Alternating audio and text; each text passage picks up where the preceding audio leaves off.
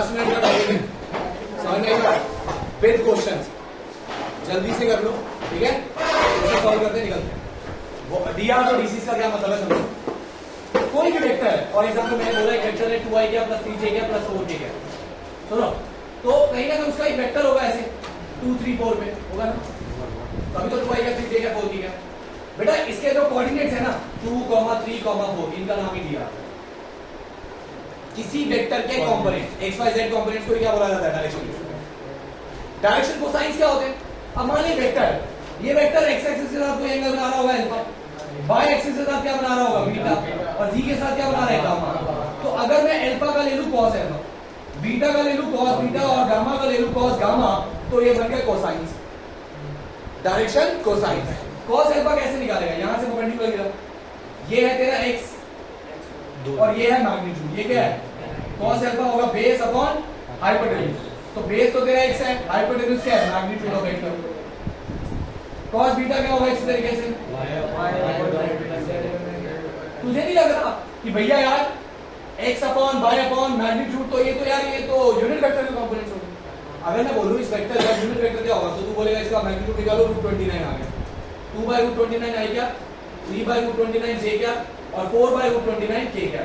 मुझे एक बात बताओ, तो नहीं लग रहा कि यार ये 2/√29 3/√29 और 4/√29 ये तो यूनिट वेक्टर के कंपोनेंट्स हैं, इनको डायरेक्शन को साइंस इसको बोला जाता है cos alpha cos beta cos gamma. Simple direction ratios को मैग्नीट्यूड से डिवाइड कर दो, मैग्नीट्यूड किसका? पूरे वेक्टर। अरे आया मस्त है। अच्छा इनका स्क्वायर करो, सम देखो देखो स्क्वायर करो सम करो। अगर मैं स्क्वायर करूं cos स्क्वायर अल्फा, देखते रहना, मैं क्वेश्चंस भी करा दूंगा साथ साथ, cos स्क्वायर बीटा और cos स्क्वायर गामा, इनका सम क्या आएगा चेक करो। अगर मैं इसका स्क्वायर करूं क्या आएगा? x square plus y square plus z square by a square आ गया। तुझे नहीं लगता ये क्या है? ये a स्क्वायर तो है, अबे a स्क्वायर तो है। मैग्नीट्यूड क्या होता है? Under root x square plus y square plus z square, squaring करूंगा वही है, क्या आया? तो ये रूल याद रखना, cos square alpha plus cos square beta plus cos square gamma की वैल्यू क्या होती है? फटाफट दो छोटे सवाल देखो, अगर नोट मत कर रहे रुक जाना, जब मैं पढ़ दूंगा तो बोलूंगा नोट कर।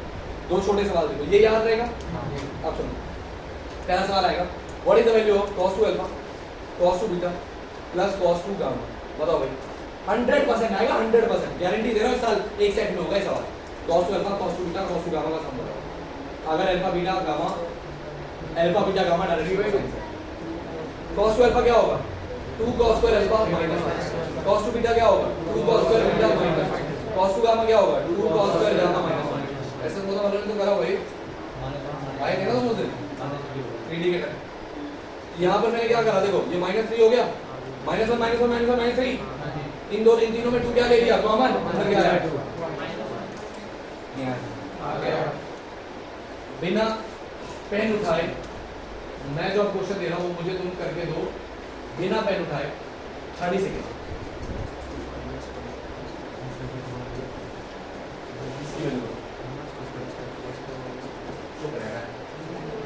तो याद बिना पेन उठाए फटाफट हो गया हो गया हो गया।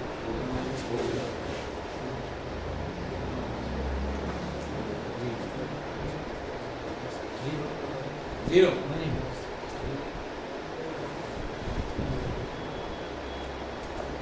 क्या आएगा? सही जा रहा है, बोल तो सही ढंग से। 2 आएगा ना?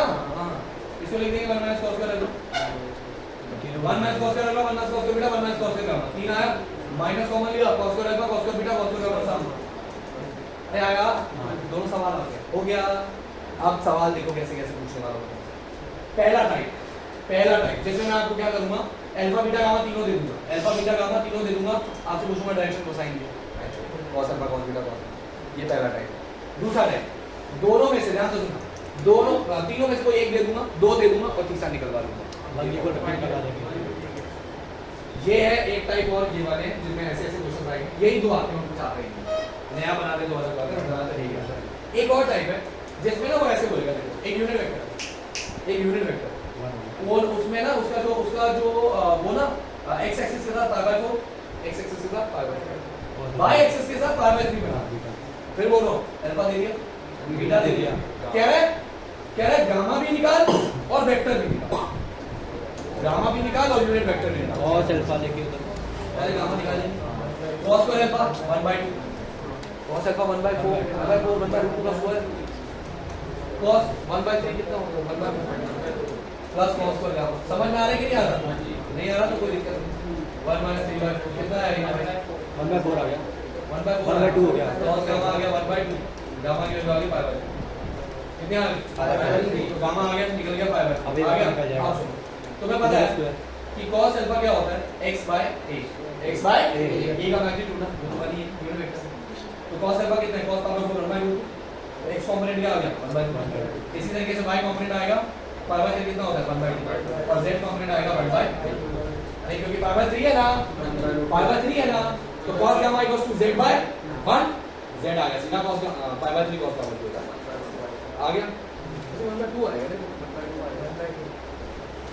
तो क्या आएगा भाई आंसर आएगा 1/2 आएगा प्लस 1/2 जाएगा प्लस 1/2 के गैप किसको आया अगर दो वेक्टर्स पैरेलल है अगर दो वेक्टर्स तो उनके मान लो पहला वेक्टर है उसके डीआर से a1 b1 c मतलब समझ गए ना वेक्टर है a1 है क्या b1 j क्या c1 k उसके डीआर है a1 b1 c1 और दूसरा वेक्टर है उसके डीआर है a2 b2 c2 अगर ये दोनों लाइंस पैरेलल है या वेक्टर पैरेलल है अगर दोनों वेक्टर्स तो इनके डीआर का रेशियो सेम होगा डीआर का रेशियो सेम होगा ये याद रखना if the lines are parallel their DRs are proportional if the lines are parallel if the vectors are parallel their DRs are proportional and if the vectors are perpendicular if the vectors are perpendicular तो dot product क्या होता है 0 तो उनके DRs का product क्या होगा 0 a1 a2 plus